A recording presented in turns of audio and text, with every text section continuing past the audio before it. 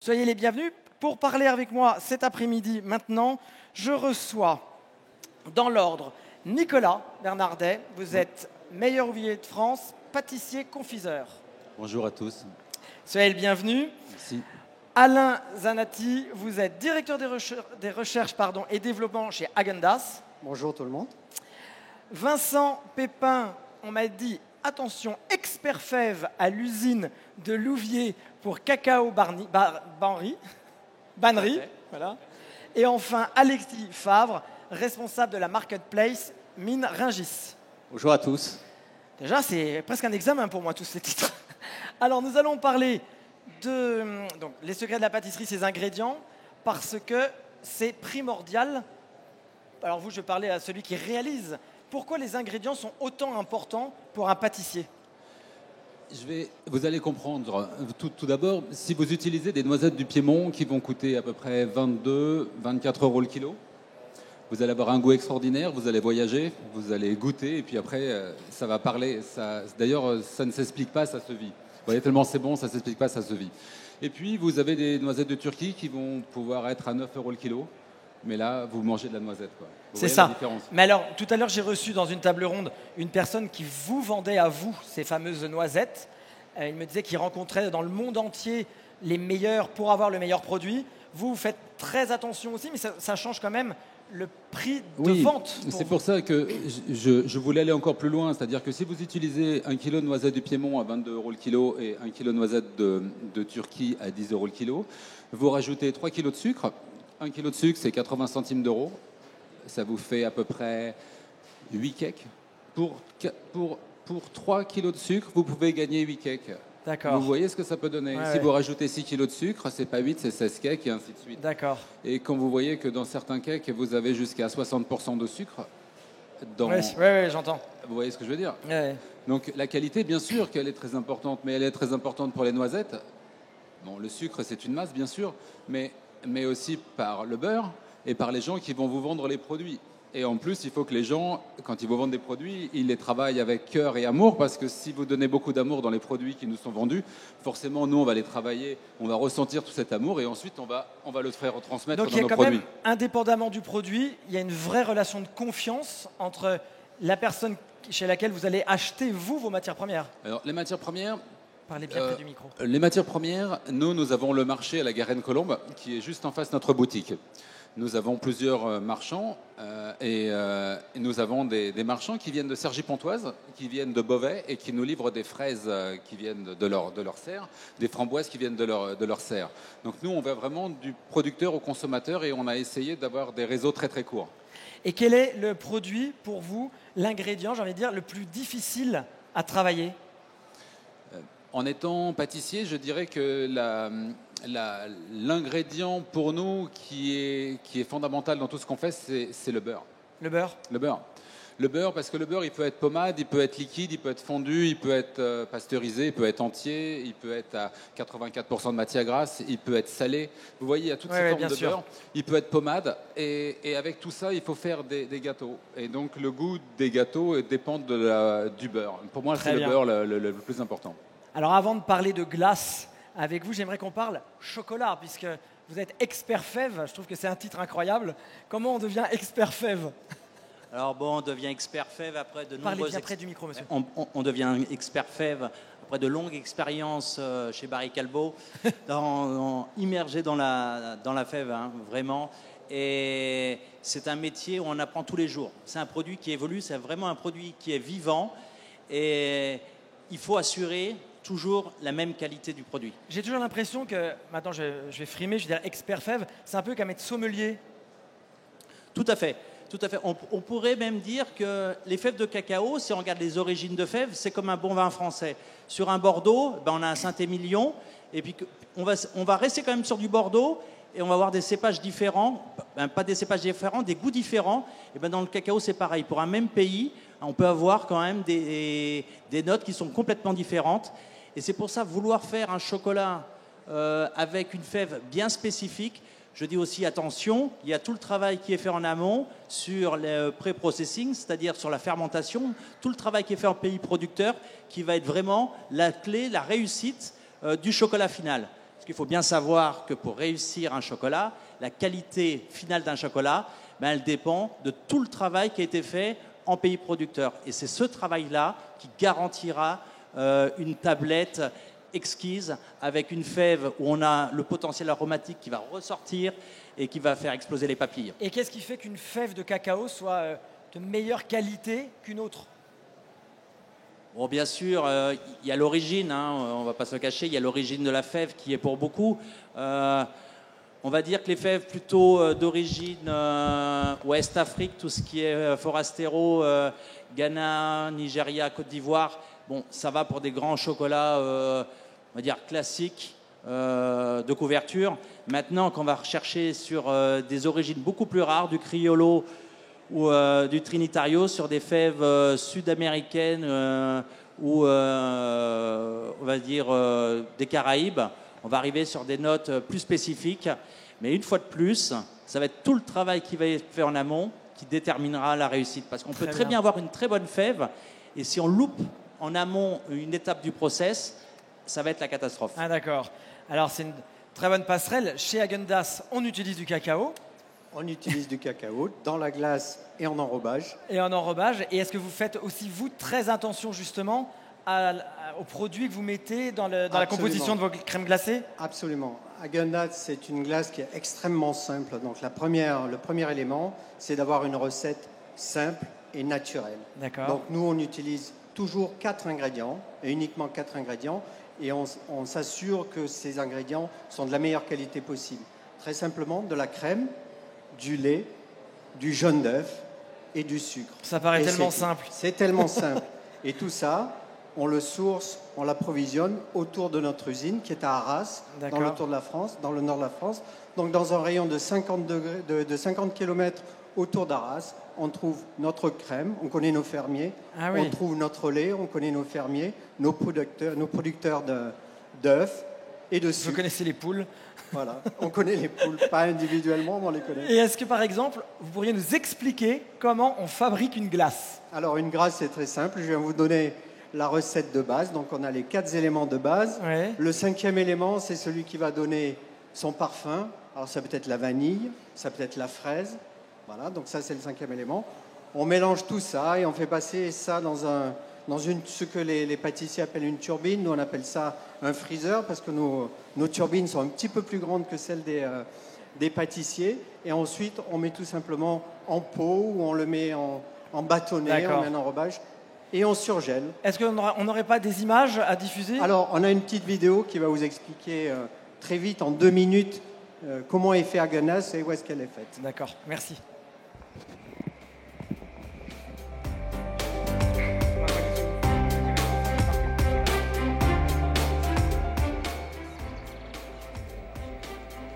Häagen-Dazs s'appuie sur un réseau donc, de fournisseurs et de partenaires locaux. Le lait, le sucre, la crème proviennent du secteur arageois. Il faut savoir que nous faisons travailler tous les jours 350 fermes et 350 000 poules qui nous aident à fabriquer quotidiennement notre crème glacée.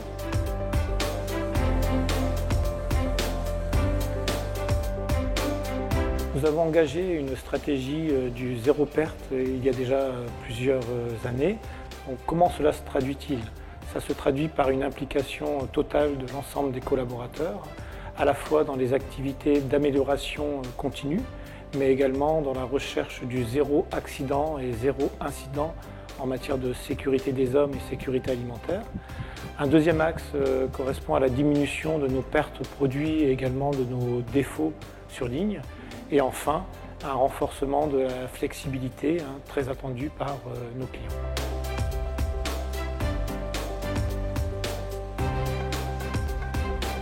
Il y a 3 choses qui différencient la glace Häagen-Dazs par rapport aux autres glaces. La première chose, c'est les ingrédients qu'on utilise. On utilise la crème fraîche, le lait frais, les jaunes d'œufs aussi frais et le sucre. La deuxième chose, c'est tout ce qu'on n'utilise pas. On n'utilise pas les stabilisants, les émulsifiants, les colorants et ni les arômes artificiels. La troisième chose qui différencie la glace Häagen-Dazs, c'est la quantité d'air.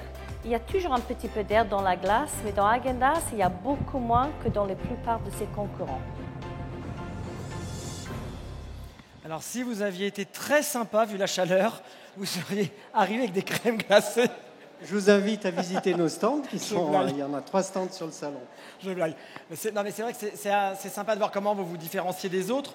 Et c'est peut-être justement un service que pourrait vous rendre Alexis. Alexis, vous êtes responsable de la marketplace à Rungis, c'est ça, Mine Rungis. Exactement. Et c'est une nouveauté qui est le but, si j'ai bien compris, c'est de digitaliser pour Exactement. faire mieux connaître, permettre d'accéder plutôt aux produits qu'on peut trouver à Rungis à des professionnels qui ne sont pas à Paris, c'est ça? Et je dirais même plus, c'est donner accès à tous les acheteurs qui sont en province et à l'export à l'offre du marché de Rungis. C'est-à-dire tous ceux qui n'ont pas accès actuellement, les pâtissiers qui peuvent se trouver par exemple en province ou à l'export, à Hong Kong, petit export également, avoir accès à l'offre pléthorique du marché de Rungis et à l'offre incroyable de nos grossistes surtout.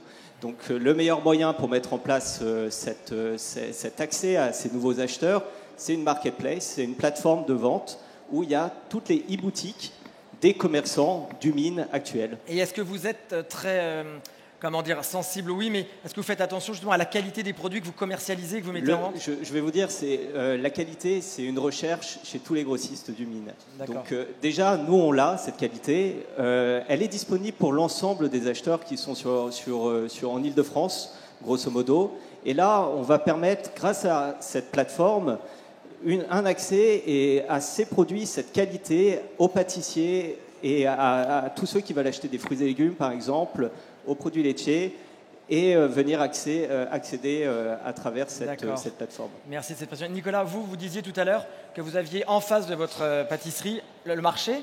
Donc vous achetez là directement des produits, mais est-ce que vous allez aussi sur des centres comme Rungis pour trouver des produits que vous ne trouveriez pas là, sur le marché? Alors, ce qui se passe, c'est que j'ai la chance d'avoir un magnifique marché à la Garenne-Colombe en face de ma boutique, comme je vous disais tout à l'heure. Ouais. Il y a forcément sur ce marché des gens qui viennent de Touraine, des gens qui viennent de Beauvais, qui viennent de Cergy-Pontoise. C'est là où je vais prendre au maximum mes produits. D'accord. Parce que j'ai une relation de confiance avec eux. Quand ils me disent on va faire quelque chose aux prunes parce que mes prunes seront mûres dans une quinzaine de jours, eh bien j'attends. Oui, d'accord. On a un concept qui fait que nous faisons des gâteaux uniques tous les samedis en 4, 6, 8 personnes. Donc nous n'avons pas une boutique avec plein de gâteaux, nous avons une boutique avec un seul gâteau unique qui est avec les fruits de saison. Tous les samedis, c'est comme ça? Tous les samedis, c'est comme ça. Donc, je viens vous voir, si je veux un gâteau au chocolat, non, j'aurais peut-être... Parce qu'aujourd'hui, c'est la tarte aux fraises. Oui, c'est ça. Si aujourd'hui c'est tarte aux fraises, si vous n'avez pas commandé de gâteau au chocolat, eh bien, il n'y a pas de gâteau au chocolat. Ah, mais vous refusez quand même pas de m'en faire un si je vous le commande? Non, si vous me le commandez, Oui, il sera fait parce que nous avons une carte, mais sinon, tous les samedis, nous avons ce que nous avons appelé déposer le gâteau du samedi. Le gâteau du samedi, c'est avec des fruits frais qui viennent du marché. Donc, évidemment, si nous utilisons des mangues fraîches ou de l'ananas ou de la banane, nous n'avons pas ça en France. Oui, donc d'accord. forcément, les producteurs, je ne vais pas chez les mêmes producteurs. Sur le marché de Rungis, on peut trouver les mangues fraîches. Mais c'est ça, mais c'est que bien sûr, et sur le marché de la Garenne, j'ai des gens qui vont à Rungis.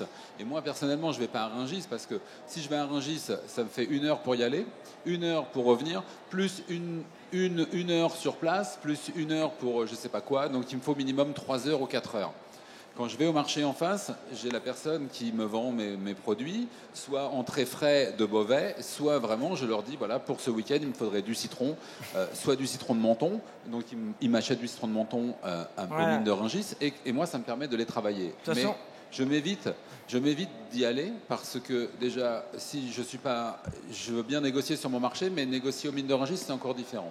Exactement, et c'est la promesse d'une marketplace, c'est-à-dire permettre à tous ceux qui font du sourcing pour des clients comme vous et de les permettre à distance. C'est ce qu'on va offrir. C'est un facilitateur pour vous. C'est un facilitateur, exactement. Et Grande ouverture. L'ouverture 1er juillet 2018, donc c'est tout récent, c'est dans très bientôt. Et on va avoir une montée progressive qui va courir toute l'année. Quand vous me dites que c'est nouveau, c'est plus que nouveau, c'est pas encore né. C'est tout nouveau, oui. Et donc c'est pas encore sorti, mais c'est une vraie nouveauté dans le marché, dans l'agroalimentaire de manière générale et dans le B2B. C'est pour permettre de répondre à toutes ces attentes des acheteurs. Et notamment, enfin, vous êtes sur l'Île-de-France, donc vous avez des acheteurs pour vous qui peuvent le faire. Mais la difficulté, c'est pour tous les acheteurs qui sont en province et qui n'ont pas accès à cette offre. Vincent, vous qui êtes expert fèves, donc le chocolat, c'est votre métier. C'est pas le chocolat, hein, le cacao. Ah oui, le cacao, pardon, excusez-moi. Et la question que je la pose à vous tous, on peut avoir un très bon produit, c'est ce qu'on est en train de voir, que c'est important des bons ingrédients, mais est-ce que par exemple, congeler un produit, cuire trop un produit, le chauffer, est-ce que ça le dénature ou est-ce que le fait que ce soit un bon produit, ça restera quand même, vous voyez ce que je veux dire, ça ne va pas dénaturer? Si vous me permettez de prendre la parole, c'est que la congélation. La congélation, à l'heure d'aujourd'hui, si vous dites à vos clients on congèle des produits, Ils ont peur. ils ont peur. Par contre, on va vous faire un procès d'attention. Si vous mettez 100 grammes de beurre avec 100 grammes d'amandes en poudre et que vous mettez au congélateur, on va vous dire ouais, mon pâtissier congèle des produits. Il ne faut pas oublier qu'à l'heure d'aujourd'hui, il y a un couple sur 5 qui ne peut pas avoir d'enfants. Qu'est-ce qu'il dit? Il parle d'enfants, Vous me de faites peur, là. congélation. On ne peut pas avoir d'enfants, un couple sur 5, mais les gens vont aux banques d'ovules et 9 mois après, c'est le plus beau bébé du monde qui est présenté à toute la famille. Vous voyez ce que je veux dire? Il ne faut pas oublier que ce sont des cellules humaines qui ont été congelées, ça ne pose pas de problème. Par contre, on va faire un procès d'intention à son pâtissier qui aura mis des gâteaux au congélateur. Il ne faut pas plaisanter. Vous voyez ce que je veux dire? Ce sont que du beurre et du sucre. Et vraiment, est-ce que par exemple dans des périodes phares comme Noël, où vous croulez sous les commandes, je ne parle pas de vous en particulier, hein, mais j'arrive pas à croire que tout soit fait dans la nuit du 23 au 24 pour que tout soit prêt. Est-ce qu'il n'y a pas des congélations? Est-ce qu'il n'y a pas des produits qui sont faits un peu la veille? Mais bien sûr, nous utilisons forcément la congélation. Je dirais même que nous utilisons la surgélation, c'est-à-dire que nous passons par moins 40. De toute façon, si vous voulez avoir un beau gâteau avec des formes qui sont superposées, avec des choses qui sont nettes, forcément, vous devez passer par le grand froid. D'ailleurs, chez Häagen-Dazs, la congélation, ça doit vous parler Alors, la congélation, la surgélation, monsieur vient de le mentionner, c'est une étape qui est absolument nécessaire pour nous, évidemment. Si la surgélation est bien faite, vous allez avoir un produit qui va être excellent. Et pour nous, ce qui détermine la qualité de notre glace, c'est la taille des cristaux de glace. Donc on a toute notre technologie, notre savoir-faire est autour de la taille des cristaux de glace. Si vous avez des cristaux de glace dans le produit initial qui sont à 35 microns ou plus petits, vous allez avoir une glace d'une excellente qualité, d'une onctuosité remarquable.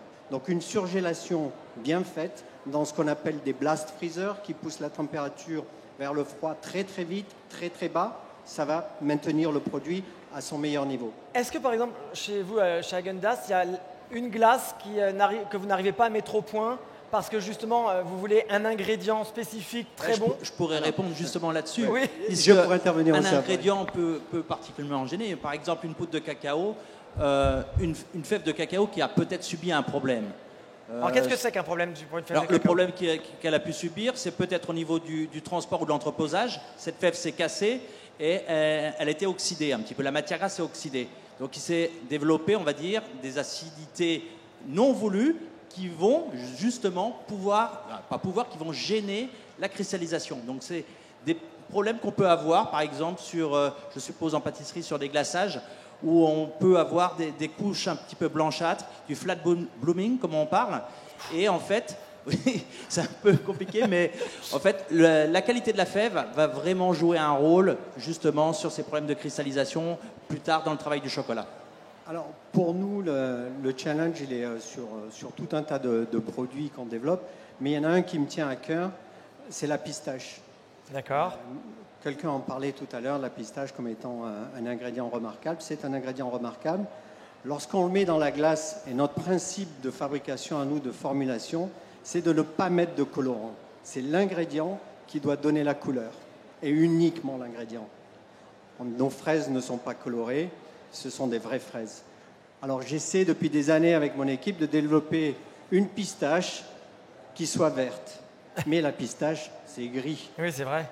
La pistache, c'est gris. Et les consommateurs n'aiment pas quand la pistache est grise. Donc, nous essayons de trouver les variétés de pistaches qui vont nous permettre d'approcher la couleur vert pâle qui fera plaisir aux consommateurs. Je vous poserai une question. Aujourd'hui, quand vous allez dans les stations balnéaires, vous prenez une glace.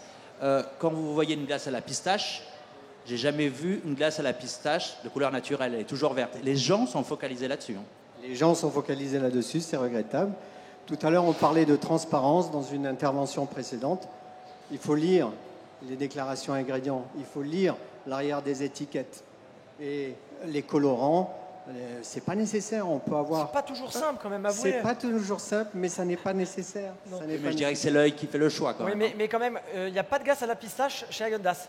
On n'a pas de glace à la pistache parce qu'on n'a pas encore D'accord. réussi à trouver la couleur qui nous plaît. Très bien. Et vous, Nicolas, quand vous faites vos mono-gâteaux, je vais appeler ça le samedi, quel est celui qui cartonne, l'ingrédient que vous mettez en valeur et qui, là, vous faites un tabac? Enfin, j'imagine que ce soit tous les samedis, mais celui qui fait la différence. De toute façon, on va dire que 9 personnes sur 10 aiment le chocolat et on va dire que la 10e personne est un menteur. C'est pas mal tout à pour fait. vous. Alors, vous bien avez un répondu. boulevard, vous. Hein. Je vous ai fait un grand boulevard. C'est vrai que le chocolat, souvent, quand il y a beaucoup de personnes, nous faisons des gâteaux de partage. Donc, les gâteaux qui marchent le mieux, c'est les gâteaux au chocolat, bien sûr. Ensuite, en ce moment, nous sommes en plein dans les fruits rouges. Ouais. Par une chaleur comme aujourd'hui, si vous mettez un gâteau au chocolat ou vous mettez un gâteau aux framboises, le Ouais. premier qui va partir, c'est le gâteau à la framboise. Ouais. Donc, on est vraiment tributaire du temps. On est vraiment tributaire des saisons. Et on est vraiment tributaire aussi de qui va l'acheter et pour qui. Très bien. Et vous, alors, avec votre nouvel engin, j'ai envie d'appeler ça, qui va faciliter la vie des autres, des professionnels, pardon, est-ce que vous respectez la saisonnalité? C'est les grossistes qui respectent la saisonnalité et c'est toute l'offre qu'on va mettre en place. C'est pas un engin, il n'y a rien de magique dans ce qu'on fait. C'est uniquement un outil Internet qui n'existait pas dans le B2B actuel et surtout dans l'agroalimentaire. Et ça va permettre, on parlait de fraîcheur, on parlait de saisonnalité, on parlait aussi de couleurs, un nombre de variétés différentes. Cette offre, on peut l'avoir sur le mine de Rungis. Par contre, elle n'a pas forcément la visibilité souhaitable et souhaitée. Donc c'est pour ça qu'à travers cet outil, c'est un vrai outil, canal de distribution supplémentaire finalement. À travers ce canal de distribution supplémentaire, ça va permettre aux acheteurs de se dire « Ok, j'ai trouvé ce produit-là que je cherchais depuis longtemps aux mines de Rungis, chez nos grossistes. » Mais c'est fou de penser que à Rungis, si on n'habite pas, on va dire, à 50 km à la ronde, on ne vient pas tous les matins faire 300 km, on ne pouvait pas s'approvisionner chez vous. Ah, c'était difficile parce Ouais. qu'il fallait connaître. En fait, on connaît Rungis, on connaît la qualité offerte par Rungis, mais malheureusement, on ne connaît pas l'offre pléthorique du mine. Pour vous dire, on est à peu près à 50 000 références référencées sur cette plateforme de vente. Et ça va permettre à ces acheteurs de découvrir cette offre. D'ailleurs, si vous n'avez jamais été à Rungis, je vous invite à y aller. Il faut se lever le matin de bonne heure. Il faut y aller vers 2 h du matin. Vous passez par le poisson. Vous voyez des thons entiers, vous voyez des requins, vous voyez des langoustes, des homards. C'est vraiment incroyable. Vous passez par la triperie où il y a des gens qui font des têtes de veau. Vous avez fait la tête de veau, j'allais vous demander. Tête de veau, c'est ça. mais voilà, mais tous les gens que j'ai pu emmener qui ont vu désosser une tête de veau en 2 minutes avec une dextérité, c'est comme aller au théâtre. Mais sauf mais que c'est c'est vrai. du théâtre à 2 h du matin. Exactement. C'est le professionnalisme et c'est ce professionnalisme qu'on va mettre en exergue pour tous ceux qui ne peuvent pas se déplacer actuellement. Et puis c'est surtout ceux maintenant qui vont pouvoir dormir. Et certains vont pouvoir Ça va dormir changer en effet. le rythme de Certains. vie. Et la glace de demain, qu'est-ce qu'elle est chez Häagen-Dazs? Elle a quoi de différent par rapport à aujourd'hui? Alors la glace de demain chez Häagen-Dazs, donc on a toujours des produits qui restent sur la même base. Donc pour nous, la glace de demain, c'est d'imaginer, de comprendre à l'avance les tendances qui arrivent. Donc détecter les ingrédients et les tendances un petit peu partout dans le monde. On vend dans 90 pays à partir d'Arras, à partir de la France. C'est dingue ça. Donc on doit satisfaire les consommateurs asiatiques, les consommateurs européens, les consommateurs français. On doit détecter les tendances qui vont fonctionner dans les années qui viennent. Ma question est stupide, mais il y a une vraie différence selon les pays pour l'attrait de tel ou tel parfum, goût? Alors, tout à l'heure, je discutais avec un journaliste qui me disait « Mais pourquoi vous n'avez pas de thé vert, le matcha que vous faites en Asie, pourquoi vous l'avez pas en France ?»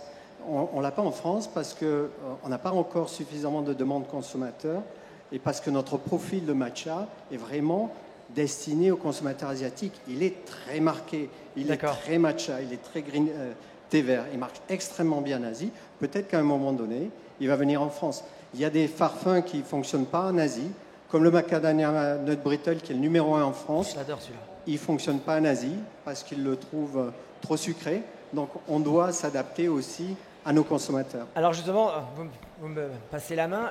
Est-ce que vous faites attention les uns et les autres, mais surtout vous deux, justement à cette notion, on est quand même dans du moins sucré, non sucré, on veut désucrer. Est-ce que vous, dans la pâtisserie, vous J'ai commencé, on a commencé par le sucre. Je vous ai dit qu'un kilo de sucre valait 80 centimes d'euros. Donc ça fait de la masse, ça fait de la charge. Par contre, nous, on n'est pas du tout dans cette politique. On est dans une politique de goût. On est dans une politique de bonheur. Et cette politique, eh bien, on est en train de diminuer le sucre, diminuer le sucre. Il y a quand même une prise de conscience du bien manger, la santé, faire du sport. Et on assimile la pâtisserie à quand même toujours un petit moment de bonheur. Mais après, on se dit qu'il vaut mieux que j'aille courir pendant 2 jours, quoi. Oui, mais je dirais même que le sucre, c'est la vie et c'est l'amour. C'est-à-dire que quand vous êtes petit et que vous avez été gentil, on vous donne un bonbon. Quand vous êtes fait un petit bobo, on vous donne un bonbon. Donc, vous assimilez très rapidement. Quand vous mangez un bon gâteau, c'est un partage. Bien sûr, oui. C'est une notion de partage. Donc, je pense qu'il faut continuer à partager, je pense qu'il faut continuer à manger du sucre, mais je pense que de temps en temps d'aller courir, c'est pas mal. De prendre l'escalator, c'est chouette. Et puis de prendre son vélo pour aller à un rendez-vous, c'est exceptionnel. Et puis ça n'empêche pas de manger un bon éclair au chocolat. Il est parfait. Voilà. Et je dirais que le chocolat, c'est aussi parfait pour la santé. C'est ça, alors. Et ça me met de bonne humeur toute la journée. C'est peut-être pour ça que... On en le donne quand on fait un peu de dépression? Non, jamais. C'est un mot qui n'existe pas quand on mange du chocolat.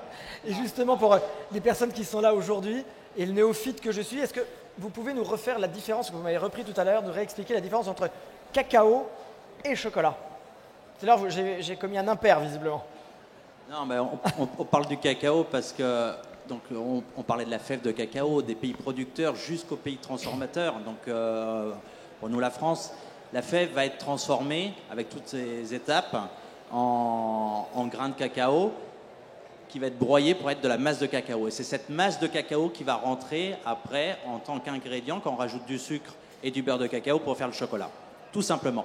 Mais il y a vraiment une séparation entre la fève de chocolat, le cacao, et le chocolat, où le chocolat, c'est, une fois de plus, cette masse de cacao, fève de cacao qui a été broyée, où on rajoute du sucre et du beurre de cacao.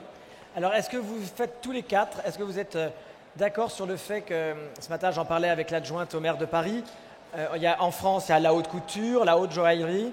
Est-ce que vous êtes d'accord sur le fait que Paris ou la France, c'est aussi ce que j'appelle la haute pâtisserie ou la pâtisserie haute couture? Parce que j'ai eu ce matin un intervenant qui m'a dit la France, c'est le pays de la pâtisserie. Partout ailleurs, c'est pas vrai. Chez nous, il y a 100 possibilités de produits différents quand il y en a 15 dans un autre pays.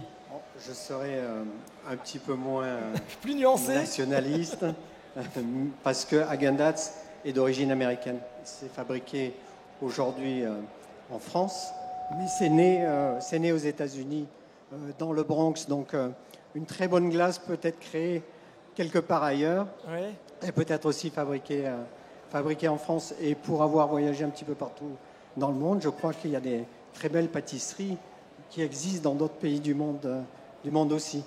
Et la qualité des ingrédients est souvent à l'origine de ces créations. Très bien. Alexis, toujours la France, peut-être, c'est un savoir-vivre. Et puis, on le retrouve dans la qualité de nos pâtissiers, dans la qualité de nos cuisiniers de manière générale. On la retrouve aussi dans la qualité de nos grossistes. On parlait de supply chain, donc du fournisseur jusqu'au grossiste, jusqu'au détaillant. On a cette qualité, cette recherche, et c'est cette qualité qu'il faut mettre en avant. La qualité de pouvoir trouver des produits un peu partout dans le monde, puisqu'il y a des excellents pâtissiers également ailleurs. Moi, pour avoir été en Asie, j'ai goûté au matcha, l'Häagen-Dazs matcha, qui est excellente, et que je regrette de ne pas trouver ici en France, malheureusement. Si je peux en avoir un jour, ce serait avec plaisir. Une commande spéciale. On va s'en occuper. Mais voilà, c'est mettre en avant cette qualité, et puis on a un excellent représentant, à mon avis, ici.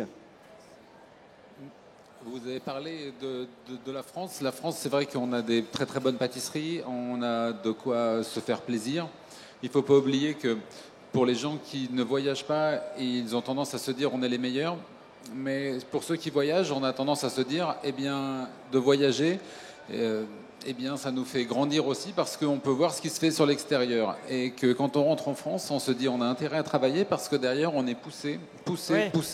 Donc ayons toujours un train d'avance pour ne pas être en retard, comme a dit une fois quelqu'un. Mais je pense qu'il faut vraiment essayer de garder ce train d'avance parce qu'on se fait rattraper à grands pas. Alors ça c'est une notion que j'entends et que nos amis là entendent aussi. Mais c'est vrai quand même, pour moi avoir voyagé pas mal, c'est en France quand vous entrez dans une pâtisserie, il y a quand même un choix incroyable. Je vais prendre Rabat au Maroc, où il y a de très bonnes pâtisseries avec des spécialités spécifiquement marocaines, il y a quand même moins de choix que dans une pâtisserie française. C'est différent, mais quand vous allez à Rabat et que vous regardez des pâtisseries marocaines, elles donnent toute envie. Il y a du miel qui coule, il y a des amandes, il y a des super pistaches, il y a des pistaches de qualité, du miel de qualité, des produits de qualité. Alors, c'est peut-être pas forcément mon goût parce que c'est trop mielleux, c'est trop tout ça, mais c'est super intéressant parce qu'il y a quand même des produits d'exception et il y a une fabrication d'exception. Et dans tous les pays où vous allez, vous avez quelque chose à goûter. Et est-ce que il y a un ingrédient que vous n'avez jamais travaillé ? Il y a tellement d'ingrédients que je ne connais pas. Vous savez, vous allez ne serait-ce que chez Tang Frères, il y a plein de paquets, vous ne savez pas ce que c'est. Ouais. Et pourtant, vous dites, s'il y avait quelqu'un qui pouvait m'expliquer ce que c'est, je pourrais peut-être faire des choses magnifiques avec, mais je ne vais pas l'acheter parce que je ne sais pas le traduire et je ne sais pas ce qu'il y a dedans, je ne sais pas comment on l'utilise. Mais c'est comme ça, des fois on va dans un pays, on nous fait goûter de la pomme de terre douce ou de la farine de manioc ou quelque chose. On goûte, on dit mais c'est exceptionnel. Ouais, après on rentre et puis on l'agrémente à sa façon. Des perles de Chine, comme le tapioca. Ouais. Vous faites cuire du tapioca dans l'eau, vous mettez du jus de fraise, vous avez une douceur, vous faites un petit dessert fort sympathique.